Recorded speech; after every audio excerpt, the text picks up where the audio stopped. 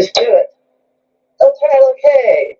Even though for some reason Restream here decided to get rid of the bottom video layer of our video screen and make it from the side, so our presentation is a lot smaller now than it used to be. So thank you for that.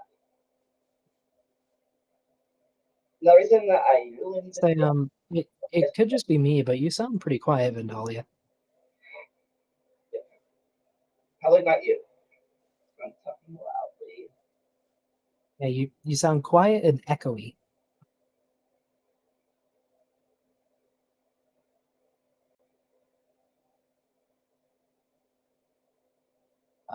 But while you're getting that figured out, hello there, everybody. Today we have a slightly different episode than we have previously. For most of the past few episodes, we've been talking about dinosaurs, but now we're going to take a look at the other two main branches of Archosauria, so the ruling reptiles. There's a lot of really weird and wacky creatures along both of the lines we'll be following today, so I hope you're excited. Am I still echoey or silent? Much better. You sound much better. I put the microphone right in front of my face. Yep. Today we are talking about not two groups. One, the closest living relative to dinosaurs, and next a closer but extinct group of related dinosaurs. Not counting birds, yes. Crocodilians. Birds are dinosaurs, and that can't really be close to dinosaurs. I mean, they can be close to other dinosaurs. True. Well, at any rate, yes. Today we're going to be talking about the often forgotten branches of the Archosaur family tree.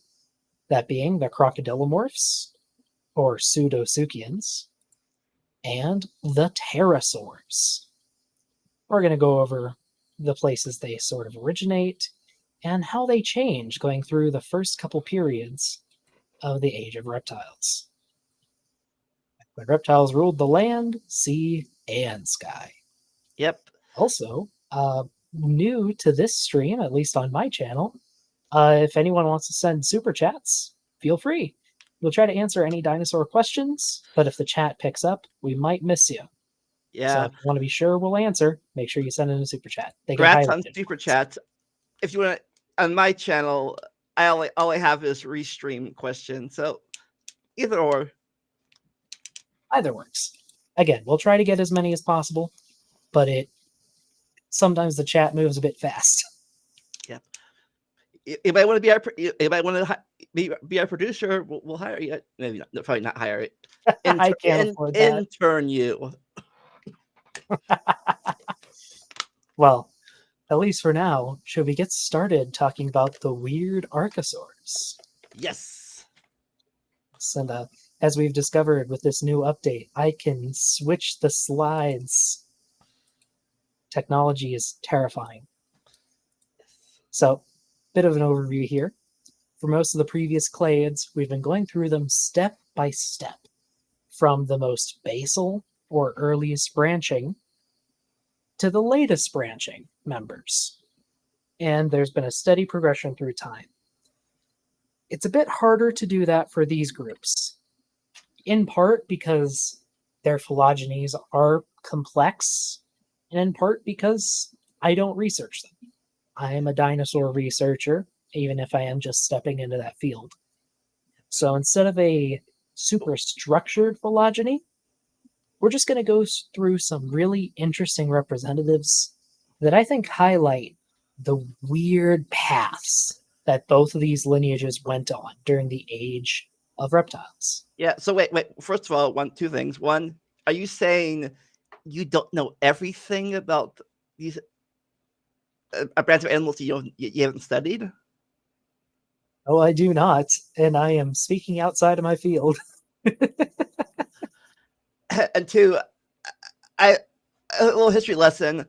Around this is around the time of the Permian, beginning Triassic, right? We're going to be starting in the mid-Triassic, so about Okay. 240 million years. So at this point, the s- uh, the synapsid therapsid line it has no longer control of the Earth, and these guys are taking over for a few million years until the KG thing. Well, but if by a few million years you mean 3 times the length of the age of mammals, then yes.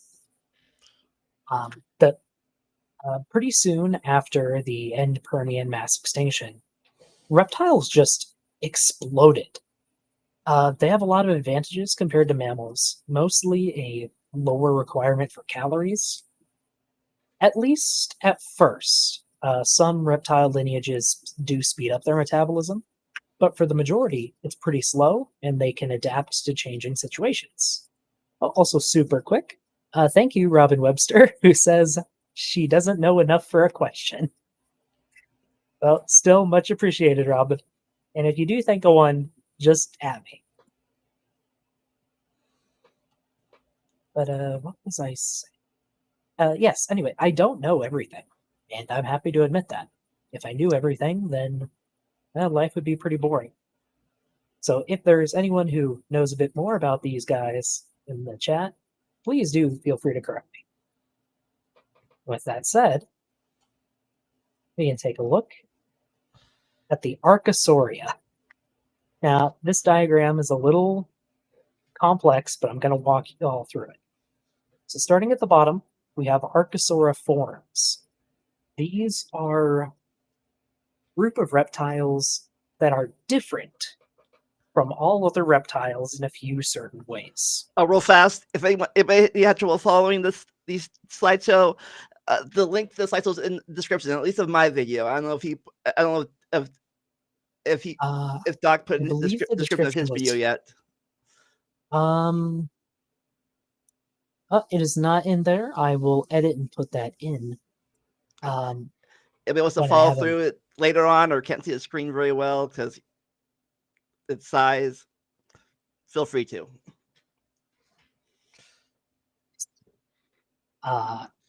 Anyway, archosaurs are different from a lot of other reptiles. On the whole, they have a much more upright stance, with their legs at least partially beneath the body. Whereas if you think about like most lizards, their legs are spreading all out to the side.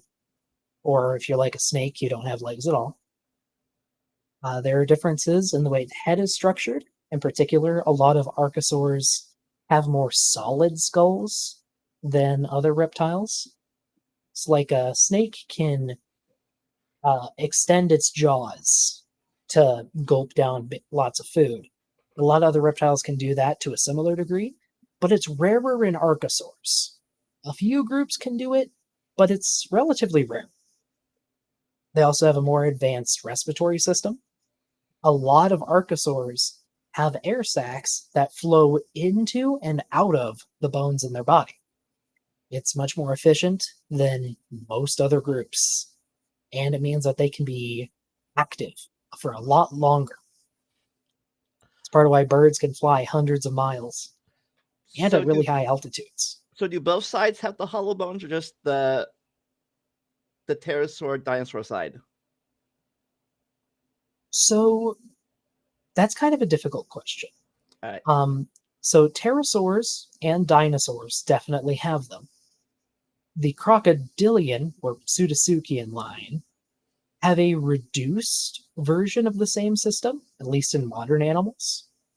But it's a bit harder to tell from the bones unless you have like a beautifully preserved specimen, which we do have for some dinosaurs. All modern pseudotsuchians, I don't think they have hollow bones, but they're also all semi-aquatic. So you don't want hollow bones if you want to be able to sink in the water.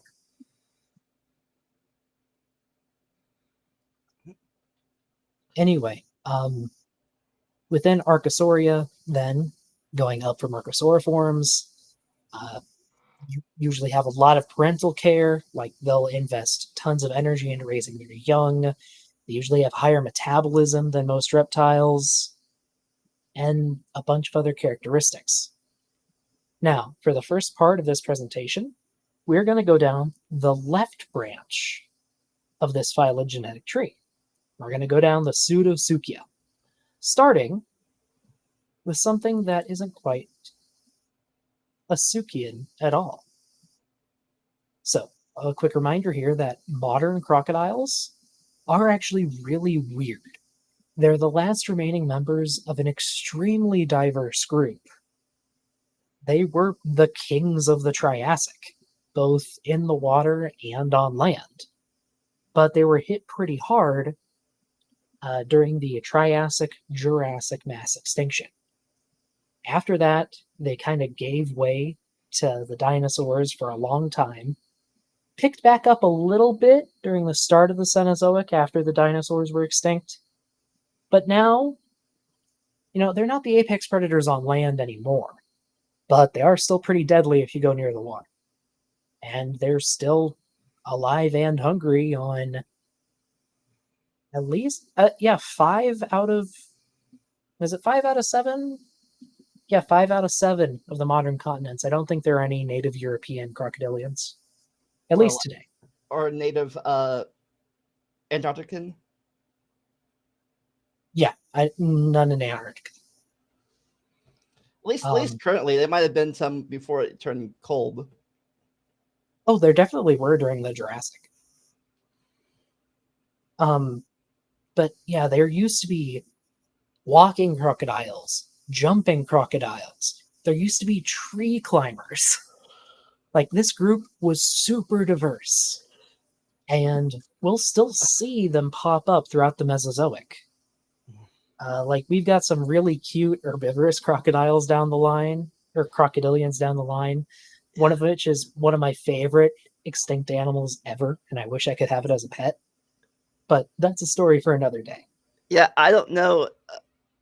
Let's see. I don't know much if that is true or not still, but I remember old videos and stuff about how even crocodiles or whatever they were, I don't know they're true crocodiles by this point, but they even ambushed dinosaurs on the river banks. At least in the old videos. I'm pretty sure as long as crocodilians have been around, there have been at least some semi-aquatic members.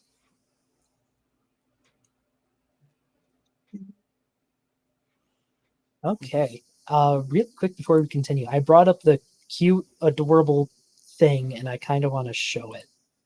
All right. If I can. 1 second.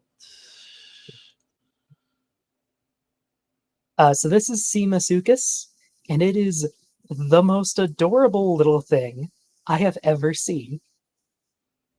It is so cute. I love it. Oh, they're adorable. That's it. I just wanted to show that. Sydney Raptor, how do I spell paleontology? Like paleontology. We are clear to have the presentation back up. Oh, and Eddie McCoy, a little reptile featured in their Walking with Dinosaurs DVD set.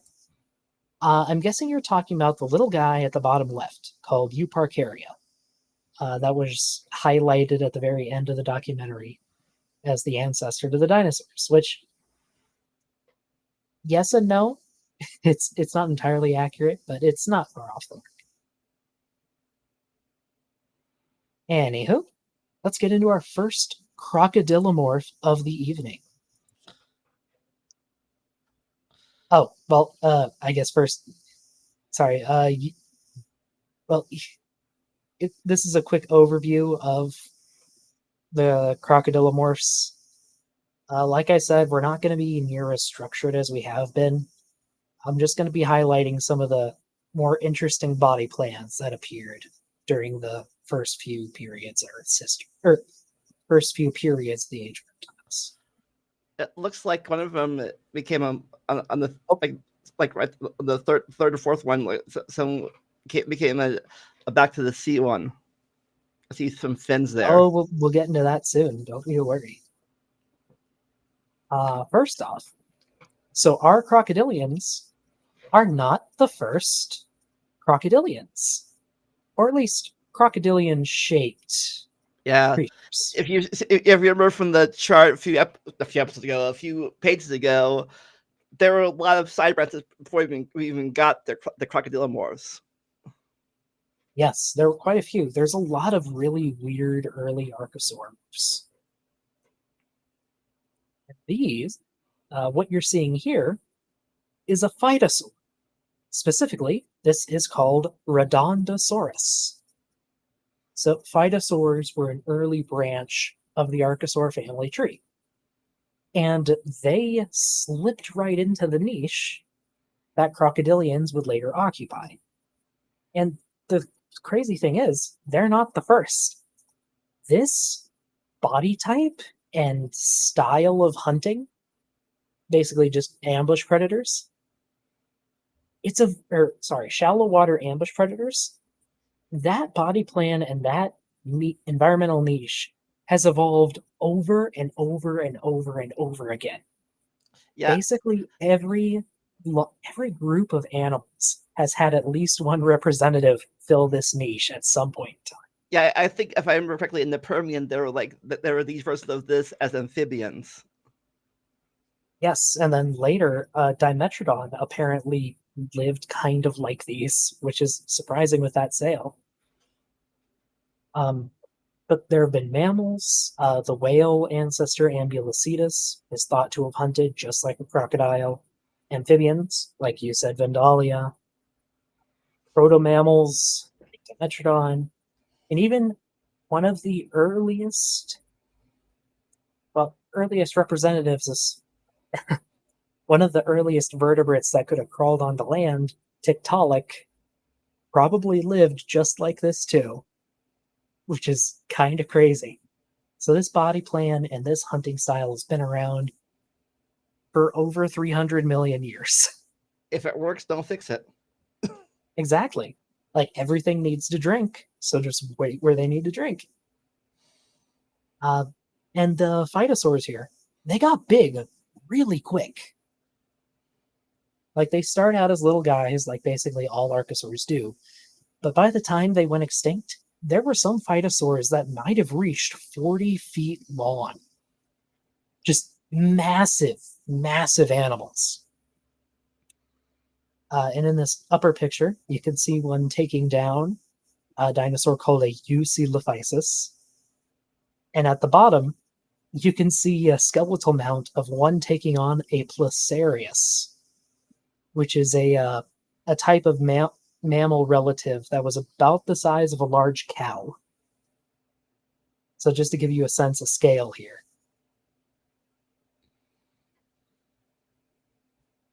They were...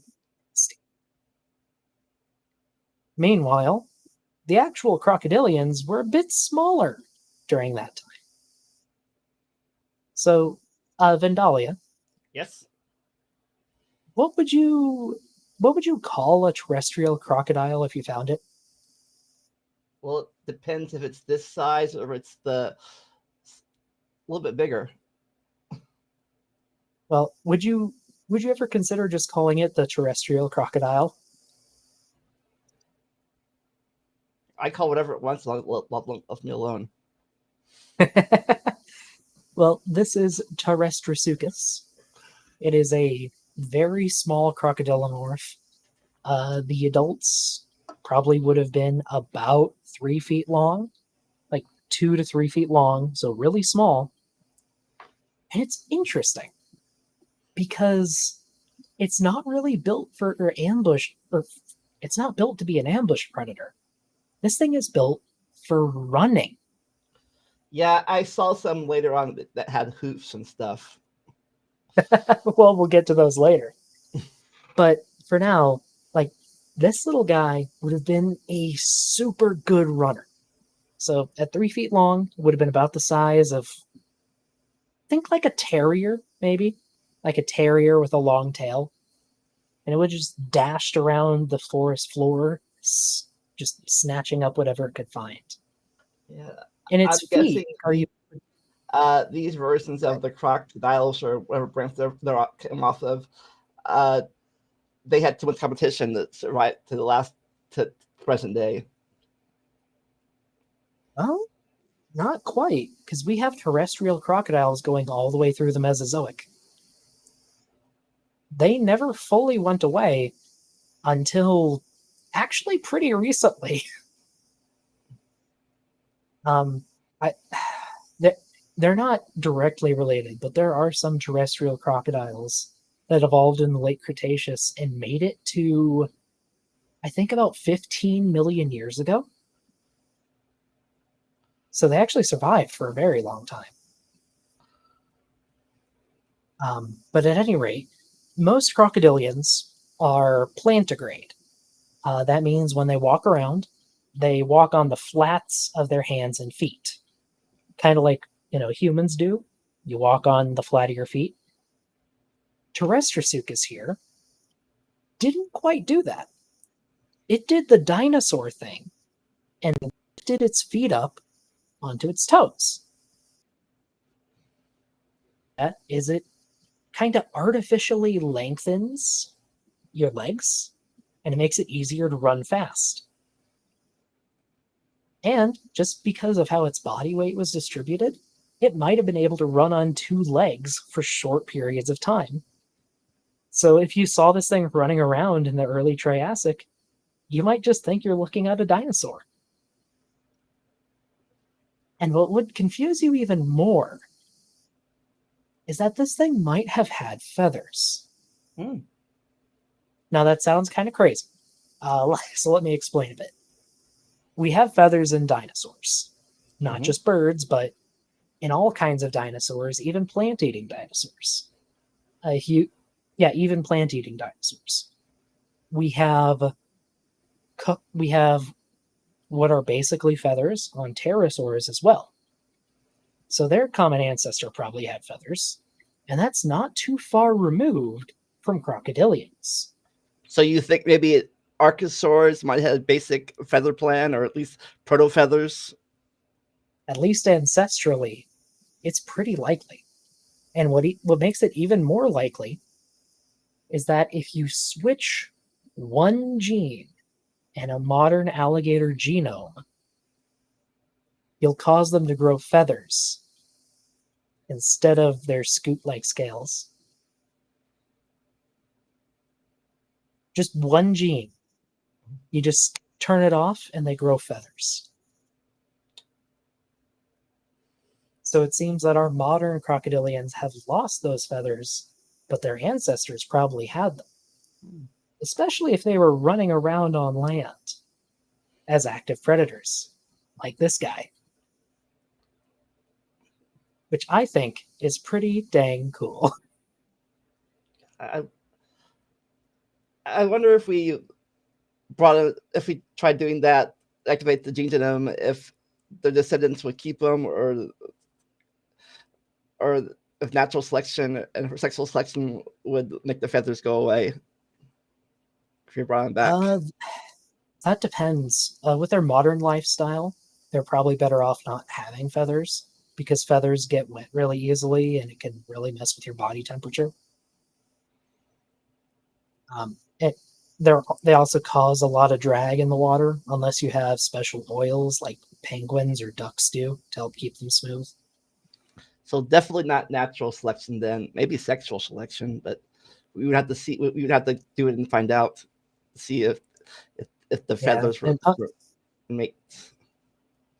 Yeah, and unfortunately, the embryos we've done that to, just due to laws, can't be allowed to, be born and grow to maturity. But hypothetically, we could have feathery crocodiles in the future. Hypothetically.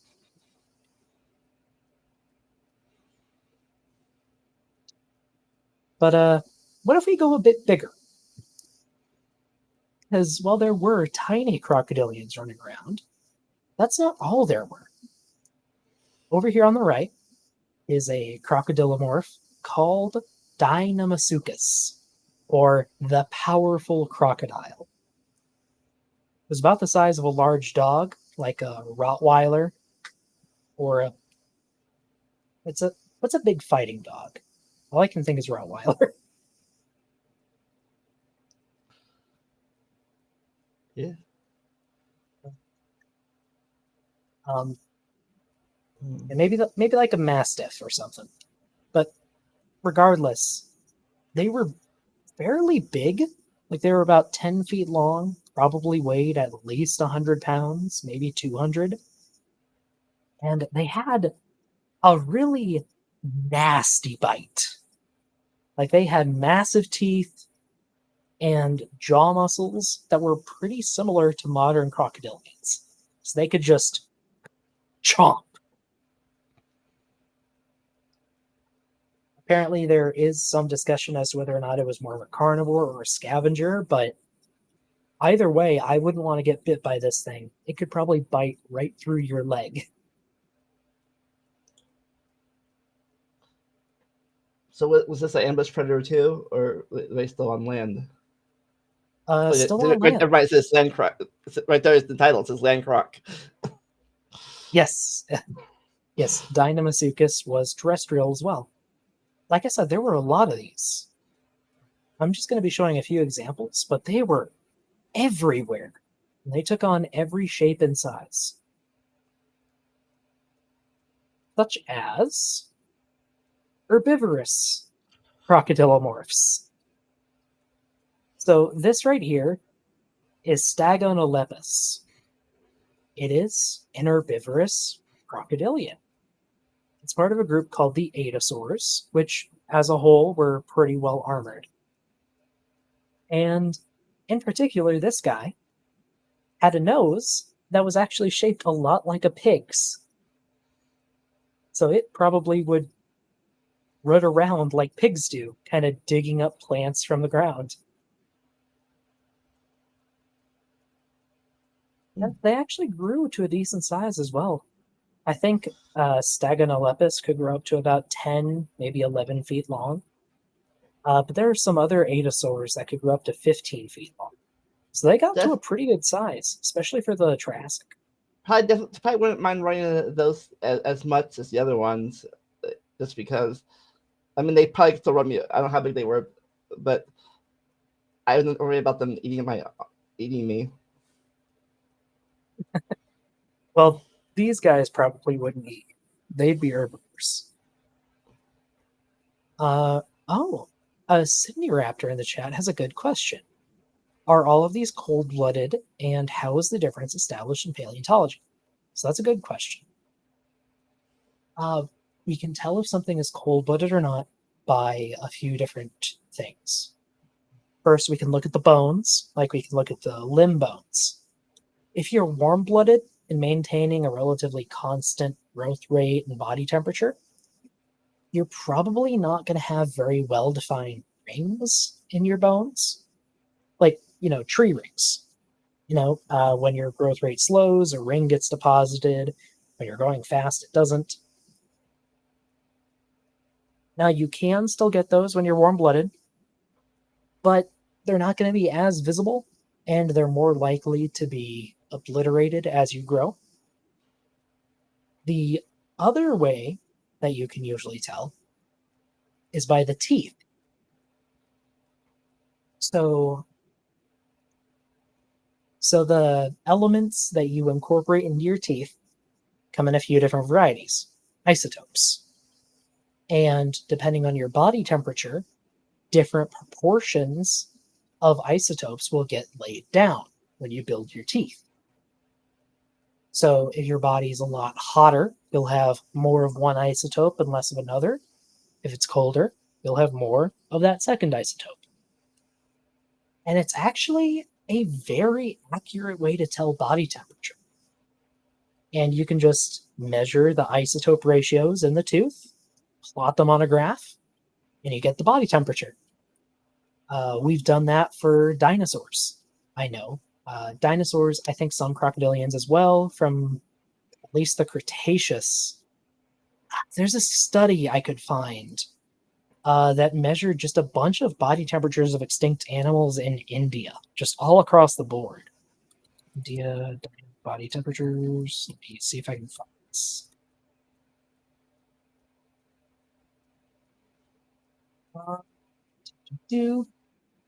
Yes. Okay. So this one focused mostly on fossilized eggshells, which, since they're produced in the body, also work for this type of testing.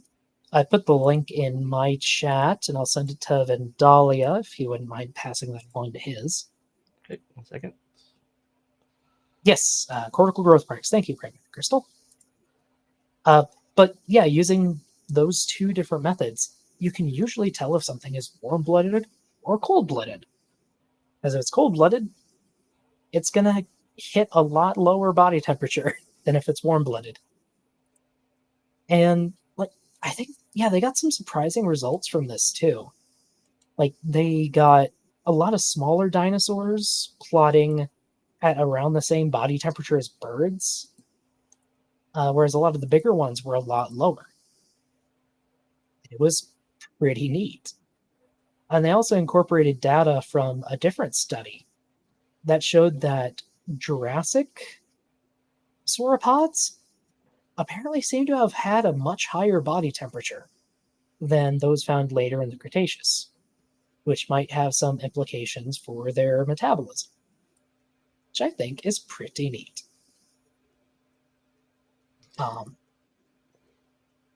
Sorry, that was a whole lot of science. Any questions?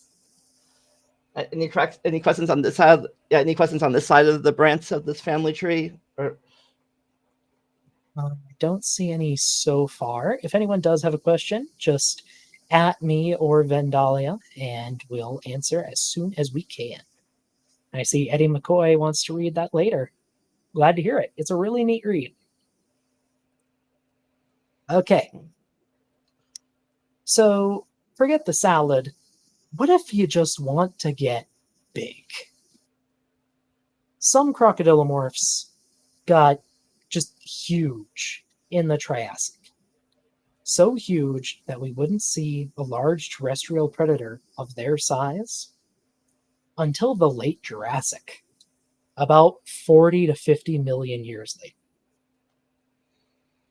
This right here is Phaseolasuchus, a large terrestrial crocodilomorph from South America. It could reach up to 30 feet long and weighed a few tons. This thing would have hunted anything it could get those jaws around. It would have hunted mammals, well, not mammal-like reptiles. It would have hunted things like Placarius from a few slides before. So mammal-like creatures the size of a cow. like at this point, would they be? Were true mammals around yet, or were they still on the silent phase of their life? True mammals weren't around quite yet. Those appeared in the early Jurassic. This is still late Triassic. But I believe there's some evidence out there that this thing may have hunted some early sauropods. Which is, I mean, I believe it, but that's still kind of crazy. It's early. I doubt they got the size of Titanosaurus by this point. No, but there would have been some that could probably reach 30 or 40, maybe 50 feet long. Mm-hmm. So this thing would have hunted anything it could get its mouth on. At least if it's anything like modern crocodilians. Is that a saddle? Yeah, this is art that apparently this artist, Emily Stepp, did for a commission. I thought it was kind of cute, and we have a person here for a sense of scale. Probably wouldn't recommend riding an MO. No, well, if you could tame it,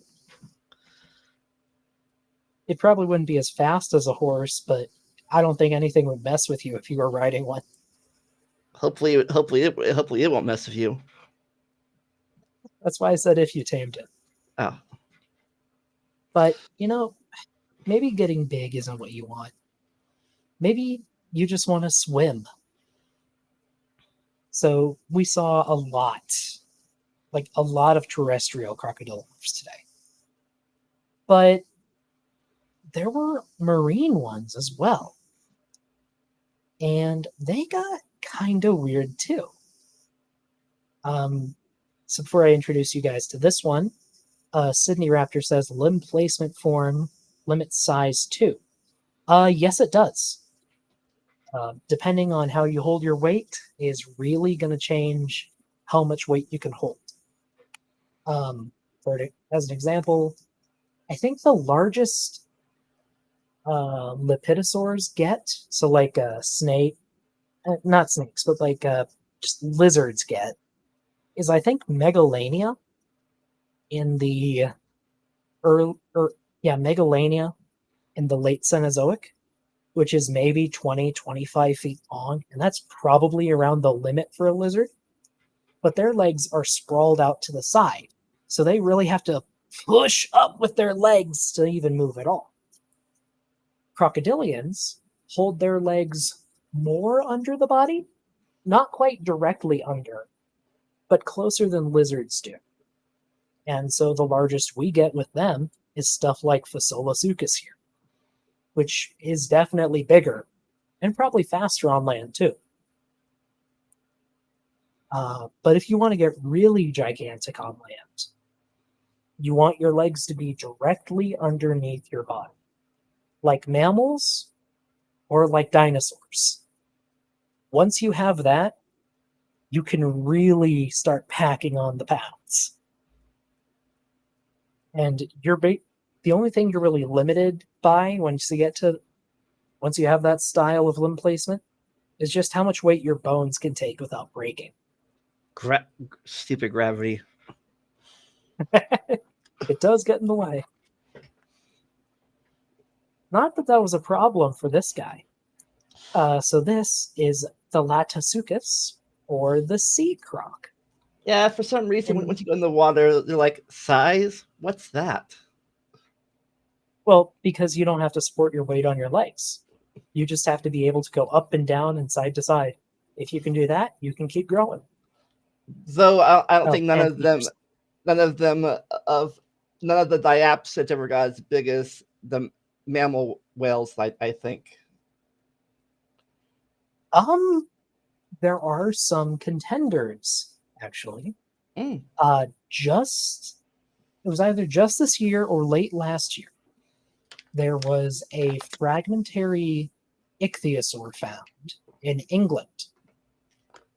If the size estimates for that are correct, it may have been the largest known animal ever. Wow, Dorf the blue whale. Sorry, blue whale, you're no longer the king of the ocean. Yeah, it may have been bigger than the blue whale, which is just absolutely mind-boggling, especially since this thing was probably still a predator, like an active predator. But funny enough, that was also in the Triassic, but it's not an archosaur. Maybe we can do a little deep dive on aquatic things sometime. Anyway, back to the crocodilian. So Thalatasuchus here is actually from the Jurassic, not the Triassic. So its ancestors survived the extinction event. Yes, and they decided to just go into the seas. Now, it may have gone on the land to lay its eggs. Not 100% sure. There's never been a nest that's been attributed to it, but it'd be kind of hard to do that. Yeah. A lot of, if I remember correctly, a lot of this, well, obviously not mammal ones, but a lot of them, I think, converted, but started going to live birth too when they became ocean dwellers. A lot of aquatic reptiles did. There seems to be this thing with archosaurs, or at least ornithodyrans, so like pterosaurs and dinosaurs,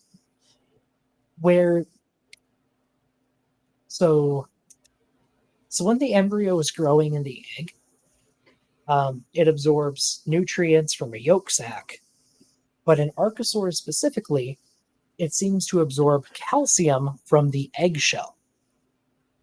And possibly because of that, there is no known archosaur that can give live birth because of how their babies have to get that calcium into their body. Mm. It's just one of those weird roundabout pathways evolution chooses because it can. So these guys might not have been fully marine just because they couldn't have been. That might be the reason why there are no known fully marine dinosaurs either. And yet we have things like mosasaurs, plesiosaurs, and Yeah. ichthyosaurs that are all known for giving live birth.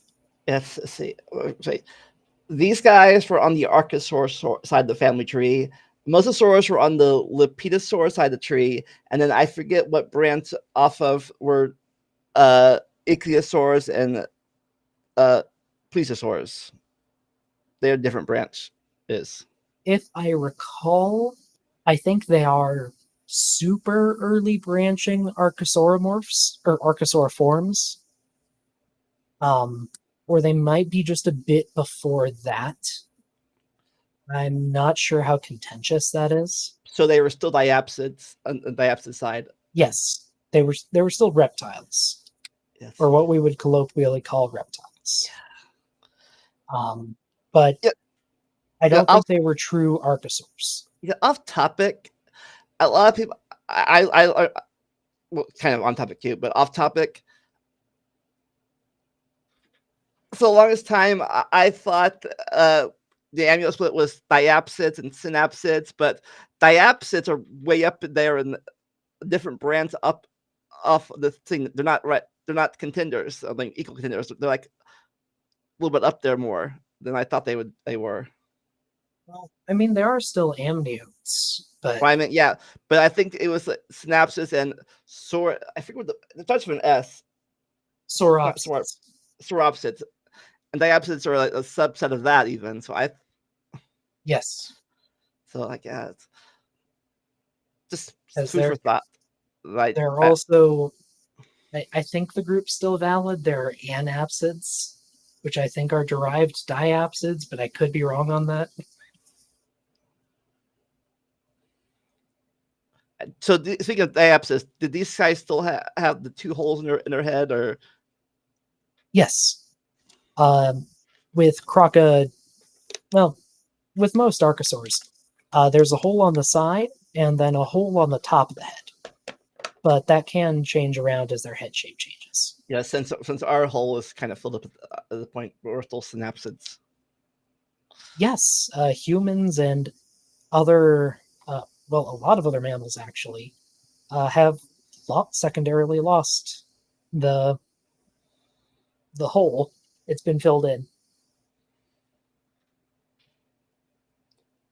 But that's a topic for another. That's a topic for another time. Yes. For today, we are moving on to our second branch of the archosaurs. We're talking about the pterosaurs. Closer to dinosaurs, but sadly, no living people, not living people, no living specimens remain. No living representatives. Yeah, sadly, pterosaurs are pretty dang cool. They're very lightly built, and all known pterosaurs, like pterosaurs, have wings. We have some archosauromorphs that may be their ancestors earlier in the Triassic, but they don't have wings yet. So we just have these kind of basal reptiles running around, and then suddenly wings. And I might be wrong, but these were the first flying deuterostromes. First flying vertebrates, yes. Well, yeah, deuterostomes, but I would just say vertebrates, but yes. The first things that weren't bugs that could fly. At least could undergo powered flight. Yep. But Now, the thing is, they are super well adapted to flying. And with that comes an absurdly light skeleton. I've heard people talk about like going to pick up a pteranodon skull. And keep in mind, this skull is like 2, maybe 3 feet long, but it feels like it weighs nothing. It feels like it's made out of paper. And that's what all of them were like. They were just the opposite of dense. They were born to fly. And while that means they were great flyers, it also means it's kind of hard for them to be preserved, at least well. As far as I know, most of the pterosaur fossil record consists of the ends of long bones and random scraps of vertebrae, because everything else was just made of paper mache.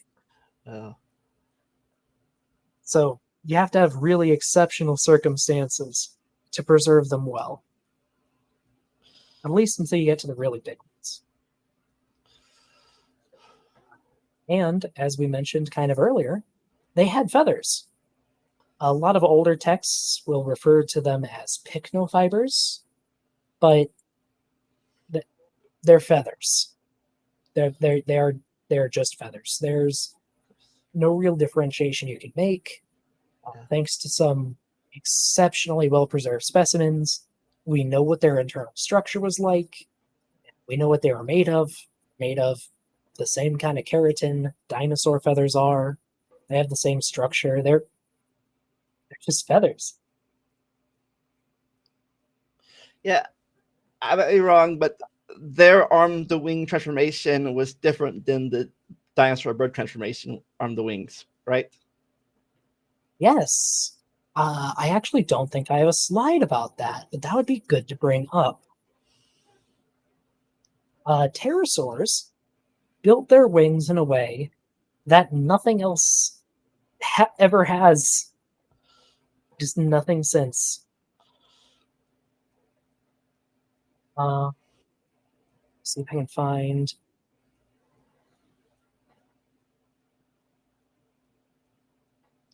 There's a good picture. I'm gonna share something here. All right.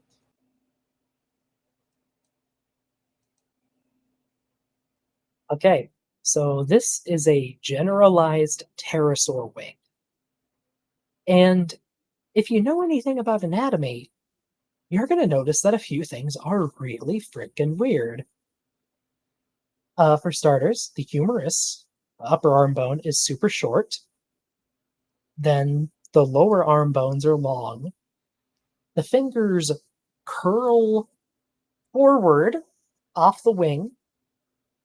They're basically their thumb points back towards the humerus. And then the fourth finger is 3 to 4 times the length of the rest of the arm. And it's just pointing out. And now keep in mind, all of these bones are basically made out of paper, and yet somehow they're strong enough to support this animal's weight. And they're helped by these lines you can see running through the wing. Now, those lines are long strands of connective tissue that help hold up the end of the wing. And they're attached in such a way that if the pterosaur pulls its fourth finger back, the wing just swoops back in. It folds like an umbrella. But, well, like a perfected umbrella, I should say. Like they basically close themselves.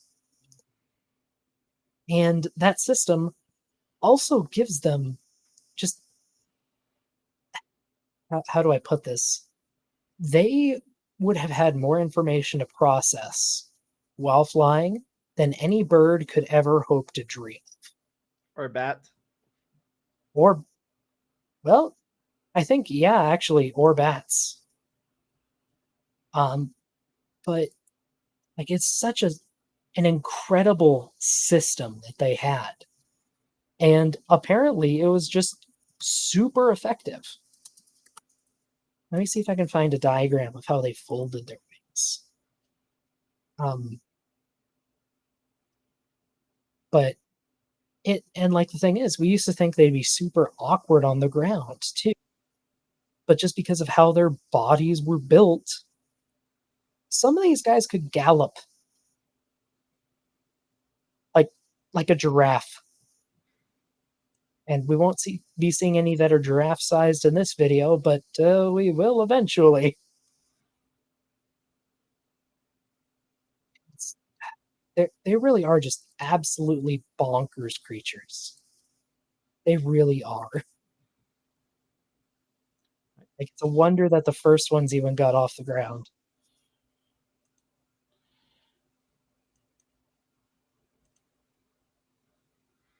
Right.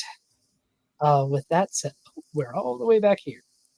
I think we were. Yep. Anywho, let's get into our first pterosaur. I'm sure they start off completely normal. Oh, sorry. Yeah, this is a page you put in here. Again, we're not going through the exact phylogeny. Pterosaur phylogeny is complicated, especially since multiple features evolve and disappear several times. But we're going to be going through some of the more interesting earlier representatives. Yeah, Professor, I think a lot of people get confused. They think pterodactyls and pterosaurs are the same thing. I mean, pterodactyls are a type of pterosaur. True. But we won't be seeing a pterodactyloid until the very end of the presentation. For now, how did pterosaurs start? Well, like I said, the earliest full-on pterosaurs we have are already flying. We don't have the intermediate, at least not yet.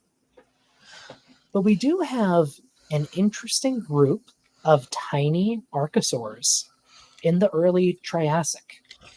They're called Lagurpetids. And one of the most well-known is called Scleromochlus. It is a tiny archosaur.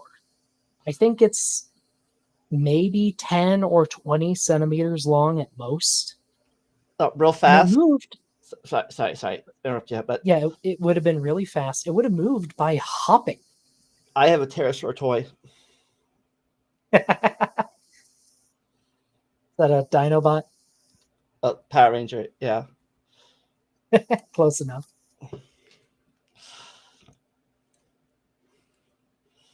At any rate, this little guy hopped around a lot like I forget what exactly they're called. They're a kind of rodent that lives in the desert.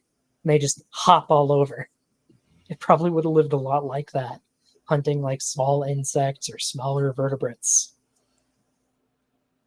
And even though it doesn't have wings, you can see how its lifestyle would encourage better, longer hops. Like, if you can extend that hop, you expend less energy, you move farther, you move faster.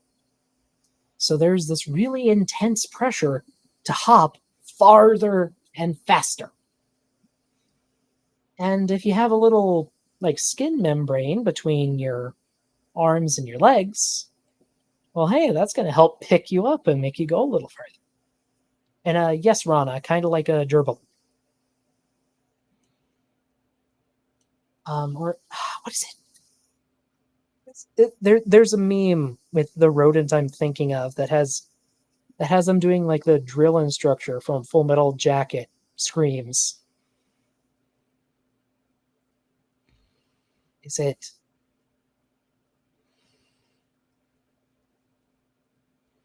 I'll try to figure it out. But are they just called the Howling Mouse? I don't know. They're in a documentary, and I remember a meme that was made out of them. That was kind of funny. evolution of intermediate limbs to wings is kind of hard to imagine. I mean, kind of, but I'd say not really also. Like, even if you just think in mammals, you have animals that leap from tree to tree, like a squirrel.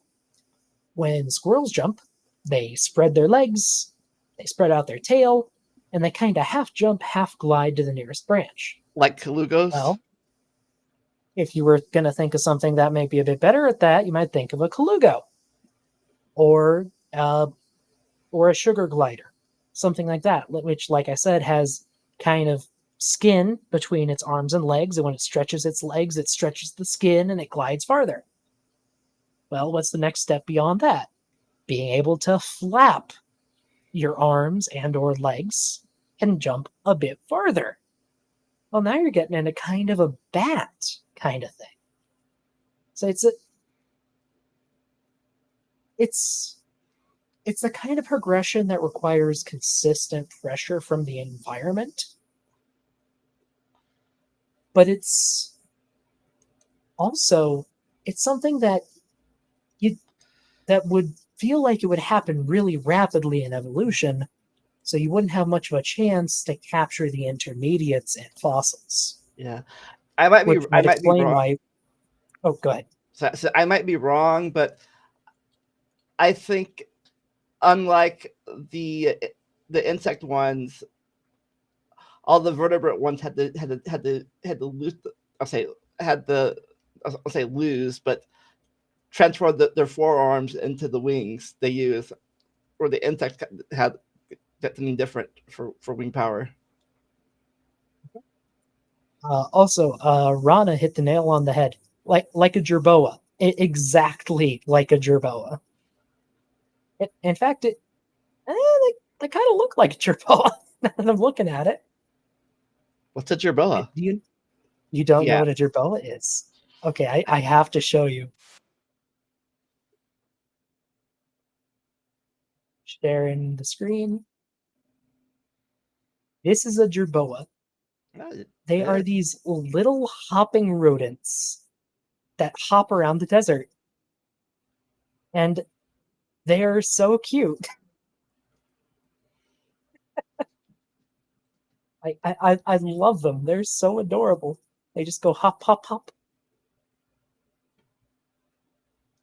But yeah, it would have lived basically just like that. Probably. Or at least most likely. It's probably one of the better modern analogs. But yeah, that's the start. This Scleromochlus. And then we jump. And we get into pterosaurs. Because again, we don't really have that intermediate, at least not yet. So this is one of the earliest pterosaurs, and it's called Ostreodactylus. And it's already getting kind of weird. It's not satisfied with just being able to fly. It's one of the first pterosaurs known to have a head crest, which is something that appears and disappears over and over and over again throughout the entire lineage.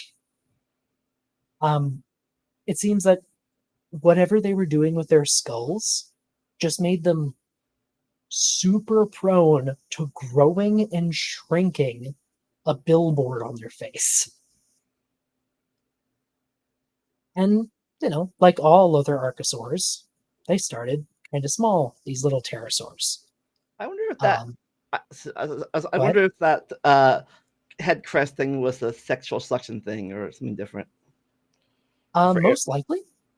Though, at least in some lineages, it's possible that they used it to help them fly, like as a rudder, or what the opposite of a tail fan on a plane, like a head fan, to help turn and stuff. It's contentious, and it depends on which pterosaur you're talking about, but I definitely believe it for at least some of them. Some basically just had fans on their heads. The interesting thing about pterosaurs is even though they do eventually get huge, like all other archosaurs, they always stay light. As far as we know, every pterosaur, until they went extinct, could fly. Even the ones that were the size of a giraffe only weighed about 500 pounds. Which, keep in mind, we're talking about an animal that is 15 to 20 feet tall and can gallop. That is terrifying. But So before we get to that in the Cretaceous, we're pterosaur. I'm forgetting this presentation, like you did, like the crocodiles. Are pterosaurs all carnivores, or are there any herbivores? Pterosaurs. they appear to have been all carnivores, but I would not be surprised at all if some started eating like seeds or berries. The thing is, most pterosaurs had bills, and bills are hard to match to a single diet. Just because they can be used for a multitude of things. Heck, a lot of these guys could have been omnivores. But before we get to the giant pterosaurs, one really interesting thing about pterosaurs is as soon as they appear, they just go nuts. They diversify like crazy. And probably the biggest reason for that is they have no competition. There is nothing else that can fly that's big enough to challenge them other than other pterosaurs. So you get these weird head crests, you get long tails, you get short tails, you get long arms, tiny arms. Yeah, the birds are going to be around for till a few for till the next expansion. Birds are going to be around until the next period, and even Yep. then And even then probably, they're small. and then Like, the ones before that, the insects are their heyday was in the Carboniferous, and their days are over with now. yep, all of the bugs are small. Birds haven't evolved yet. And even when birds do evolve, they tend to stay fairly small, at least until about the end of the Cretaceous. You start to see some larger birds by then, but not many. But after that, their competition is over, is gone, and they dominate the sky. And then the birds take over. Yep, exactly. When an extinction happens, it opens up a whole lot of niches, and animals diversify quick. Do you know if early bats were before the KG split, KG extinction, or they after? I'm gonna say before, but I'm not 100% sure. Well, if that case, then that would If not mean, before, then it's very close. if they were before, that would mean there's at least four different flying things at the same time. Excuse me. Yeah. Of course, obviously the pterosaurs had the high sky, had the high ground, quote high ground. At least at first. Yeah. Speaking of flying, again, the pterosaurs get weird fast. Um, the panel selection won't go away, but whatever. There it goes. Um, all kinds of pterosaurs appeared before the end of the Triassic, including one of the most famous ones, Dimorphodon. Now, even among a lot of other early pterosaurs, Dimorphodon had a huge head. Like, its head was about the size of its body. And the odd thing about it is that it had two different types of teeth.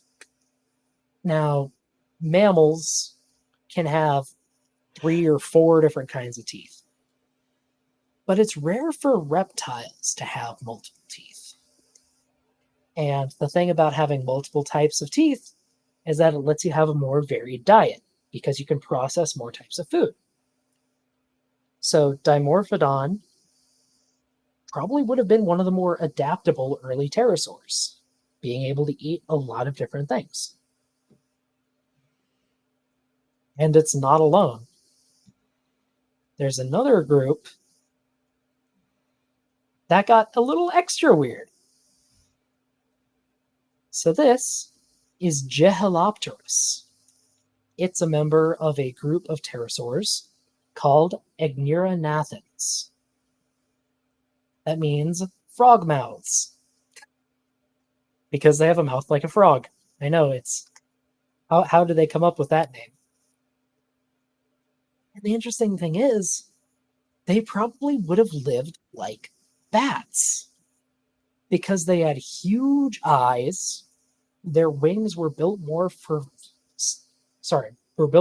mobility than they were for flying long distances.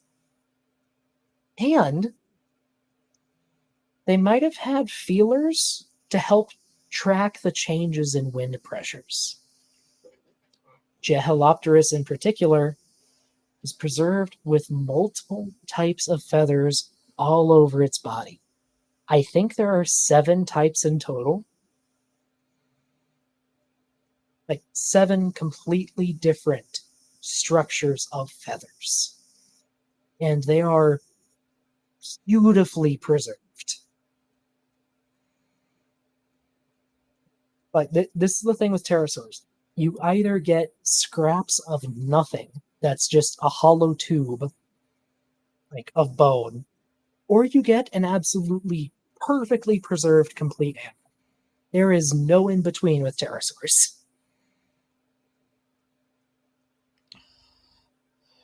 And this little guy is kind of special to me because it was included in probably my favorite DLC pack for the game Jurassic World Evolution 2. Ooh. It was part of the Feathered Species pack, and it absolutely belonged there. Because Gehelopterus definitely had feathers, and it is, I'm going to say it again, it is the most adorable little thing I have ever seen. And I really wish I could have one as a pet. Like, they're super fluffy and adorable, and I love them.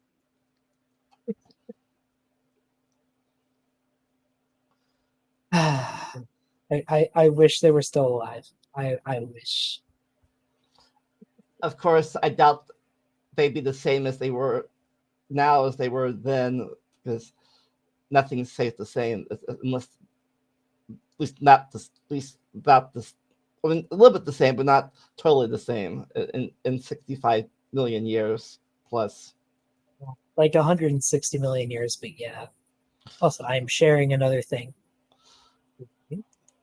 Let's see. Sydney Raptor is asking, have I read those books?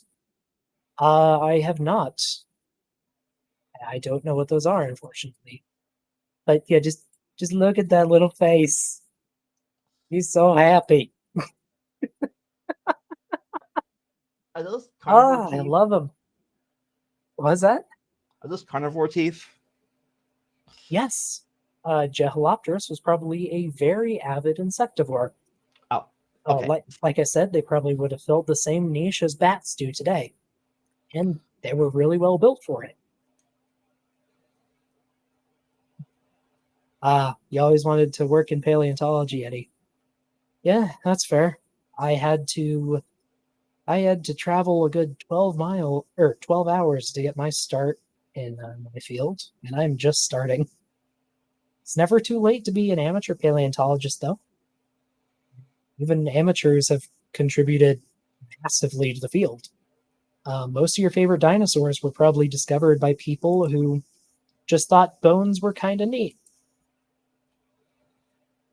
Actually, probably most of them. But anyway, that is the adorableness. And to cap it off, we have the first member of the group of pterosaurs known as pterodactyloids.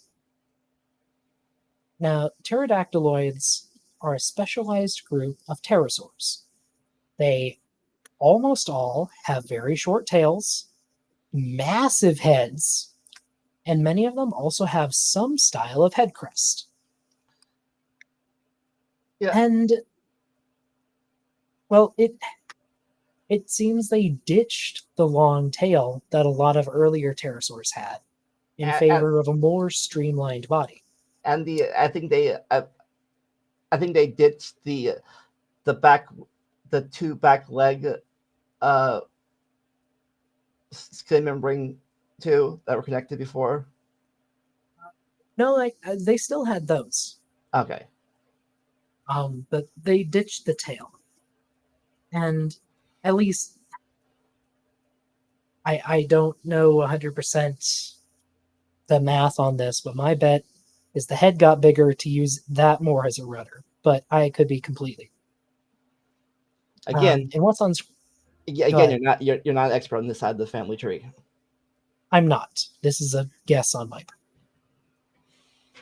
But what's on screen is called Cryptodracon Progenitor, the ancestral hidden dragon, which I think is a fabulous name for one of the earliest members of a group of pterosaurs. Sometimes paleontologists get the names perfect. Not always, but sometimes they do. This is the size of it compared to a house cat today. Yep. So not the ones in the bigger, not the bigger size ones. Nope. Although this is about the largest that most pterosaurs got before the end of the Jurassic. They didn't start to get big until the Cretaceous. But once they start getting big, they got big. But that's a story for another time. For now, does anyone in the chat, or you, Vandalia, anyone have any questions? And yes, like Pragmatic says, like, share, subscribe, por favor. It genuinely helps us out. Yep. If you're not subscribed to Doc Dino, do that. Or vice versa, if you're watching on Doc Dino's channel and not subscribed to me yet. Exactly. Right. Let's see, I'm not seeing any last minute questions come in. You have any plans for the near future? Yes. I have stuff planned out. Coming up soon, I'll be interviewing. I forget what it is, but I think it's the daughter of the guy who played Frankenstein or Dracula in the old Universal movies. I'll be interviewing her. Cool. I am happy to say on my end that the first part of my documentary is almost done and will be releasing soon. Nice. So I hope people are at least somewhat excited to see that. I've been working on it for too long. That is such as life.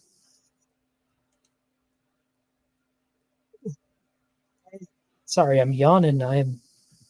I've had a busy couple days. All right, so now that we're waiting for any more questions. Anybody has any? Now that we've finished with the major clades of the dinosaurs, so which minor clade would you or subclade would you or your audience like to do next? That's a good question. We could probably put up a poll about that. As our next slice of time, it'll be the late Jurassic, right? Yeah, let's see. Like, do you want next clade? You want? Okay, we'll talk. We're gonna poll, obviously, but in chat right now, would you like to see a a deep dive one that clades the theropods, the sauropodomorphs, or the one I can't pronounce. Ornithischians. Yes. Well, now that I think about it, we could hypothetically do late Jurassic and couple it with the early Cretaceous, and then leave the middle and late Cretaceous.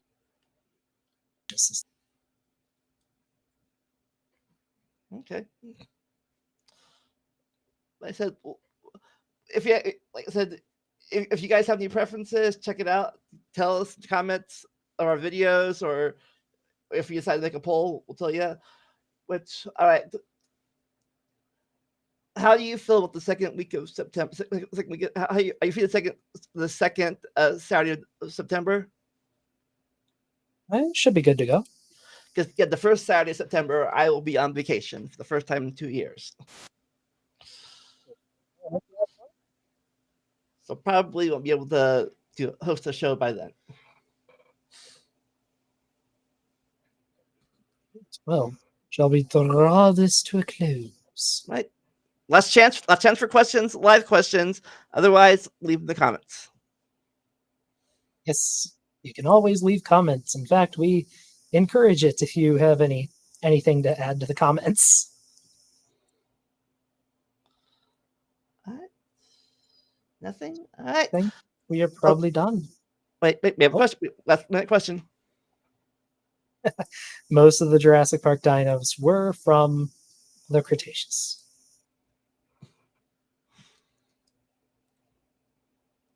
Yeah, all right. Yeah, right. You want to say your closing catchphrase? I don't really have one other than have a good day, everybody. Thanks for joining us. You should get one. They're fun. Well, how about you? Give me an example. All right. As I always say, never stop learning and enjoy the randomness. We'll see you all next time.